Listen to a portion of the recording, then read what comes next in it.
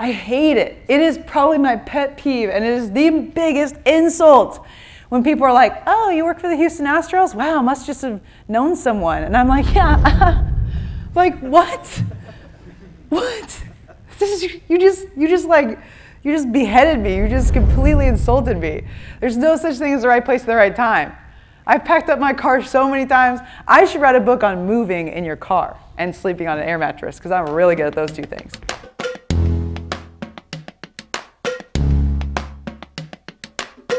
The laws of my 20s, what I wish I knew when I was 22. So these are basically things that I think, I'm in professional baseball, I'm in professional sports, but I've been listening to people talk about business all morning, and I've taken away so many things that I can take back to my sector. So hopefully, I don't own a business. I do own a couple of jobs. What's the saying? I own a couple of jobs, you know, I don't own a business. But I hope that you can apply the things that I'm going to say to something in your own business, life, work, whatever that might be.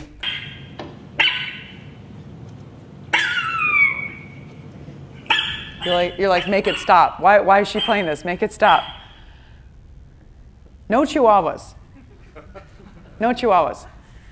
On a scale of 1 to 10, how annoying was that sound? 50. You're like, why? Why? Stop. Make it stop. Make it stop. Okay? No chihuahuas. Is this your boyfriend? Is this your girlfriend? Is this your friend? Is it your sister? Is it your business partner? Do you know what I mean? So this is about your tribe. Law number 2, no fucking chihuahuas. No things that you have to pick up and put in your purse to carry around because their legs are too short and they can't keep up with you because you're hustling so fucking fast that they have such short legs they can't keep up with you. And then they can't keep up with you and you're dragging them along with the leash, and then they start making that really annoying noise that I'm not going to play again, but you all know what I'm talking about. And they're like, eh, eh, eh, eh, eh, eh. And you're like, come on. And they're like, I can't do it. And then finally you're like, oh God, fine, just I'll put you in my purse. Yeah. Yep. I know what you're thinking in your mind, and it's like, oh, this is my boyfriend, or this is my girlfriend, or damn, this is my family, or this is the people I work with, or whatever. No chihuahuas allowed in your life, period. Period.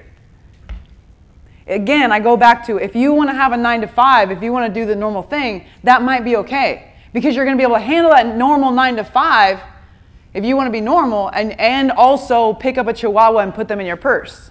You can do that. But if you are at an elite level, I can guarantee you, JL, who was working a 100-hour work week and he wasn't sleeping or whatever, I can guarantee you, I mean, maybe his wife is a chihuahua, probably not. I don't know her, but I'm just guessing not.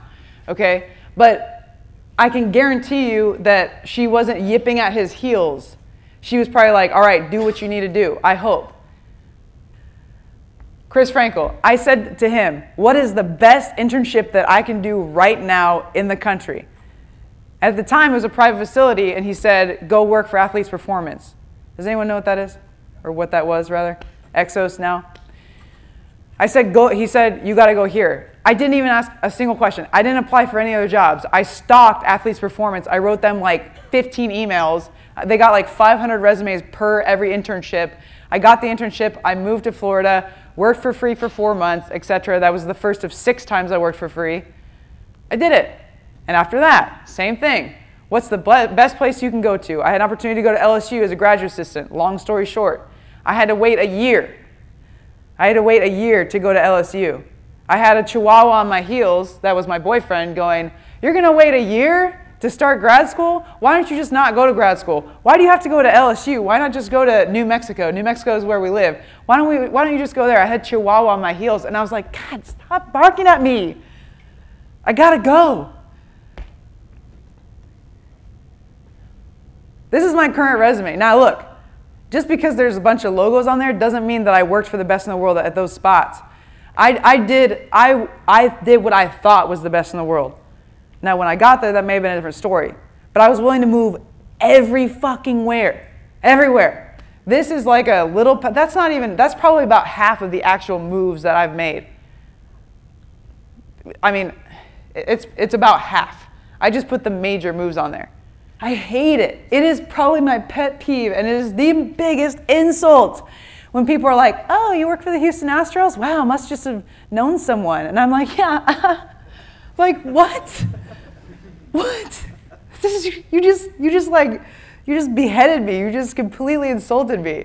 There's no such thing as the right place at the right time. I've packed up my car so many times. I should write a book on moving in your car and sleeping on an air mattress, because I'm really good at those two things. That's what I should write a book on. I've moved so many times. There's no such thing as the right place at the right time. Seek out the best people and find them, whatever that means to you. Again, a business mentor, a person who owns a gym who maybe isn't even going to be your business mentor, but just like go spend a month if you can afford it. And even if you can't afford it, listen to all these stories. It goes back to law number 1, fuck money. Every single person that's been up on this stage has talked about being broke, living in their car. Is anyone sleeping in their car right now? Damn, thought we'd have one. Is anyone broke right now?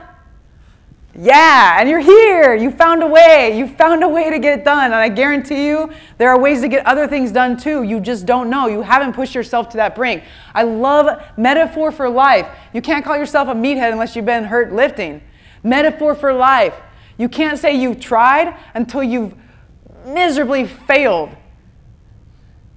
You can't say you've tried. You can't say you've pushed yourself until you had to sleep in your car for a month. What are you willing to do?